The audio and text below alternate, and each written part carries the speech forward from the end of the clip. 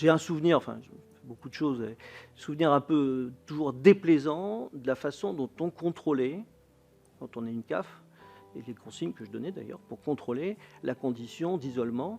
Parce que, comme l'a dit Bertrand ce matin, quelqu'un qui est isolé parce qu'il s'est séparé, s'il se retrouve en couple, il doit déclarer qu'il est en couple. Mais le couple aujourd'hui, ce n'est pas forcément un couple marié ni pacsé. Et donc, les contrôles vont voir, et un jour, une secrétaire d'État, dont je tairai le nom, me dit « Mais monsieur Lenoir, pourquoi vous allez faire des contrôles aussi intimes dans les familles? C'est inadmissible, etc. » Je lui ai dit « Madame la ministre, je suis d'accord, sauf que moi, je suis obligé parce que c'est la loi. » Et on voit que jusqu'à 6 à 8 000 euros, se mettre en couple officiellement, c'est pénalisant au plan de ce que fait l'État pour vous, soit sous forme d'aide, soit sous forme de réduction d'impôts. Et dans le cas de ces revenus très dissymétriques, à partir de revenus très confortables, on a le quotient conjugal qui, au contraire, donne un avantage au mariage.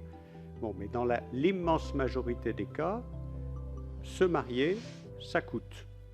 Les intrusions dans la vie privée sont assez terribles pour les personnes et même les notions de conjoint, puisque si vous avez un fils qui arrive à 18 ans, il devient le conjoint d'une mère seule. Enfin, donc du coup, vous avez diminution du revenu du ménage et quelquefois obligation de mettre les enfants à la porte. Enfin, donc ça va très loin dans la vie des familles qui sont très perturbées. Christophe Sirugue, dans son rapport d'avril 2016, a déclaré qu'il fallait passer à l'individualisation de la prestation sociale.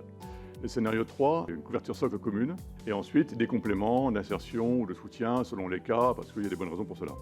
Le premier point, c'est que ce système est peu envisageable si on n'a pas une individualisation de l'ensemble de la redistribution des systèmes fiscalo-sociaux. Et de sortir de cette vieille tradition qui est restée très française, parce que beaucoup de pays européens, y compris sur les prestations familiales, sont passés à l'individualisation, et pour la fiscalité aussi. Mais c'est à tel point inscrit dans nos systèmes administratifs, mais aussi dans nos systèmes mentaux, que ça sera un point extrêmement difficile à lever. Si vous voulez remettre ça en cause, il faut aussi individualiser l'impôt sur le revenu. C'est une révolution. Je ne vois pas très bien ce qu'on va pouvoir expérimenter. Individualiser, c'est une notion d'efficacité, de justice, d'équité, de plein de choses, ça a plein d'avantages. Expérimenter l'individualisation,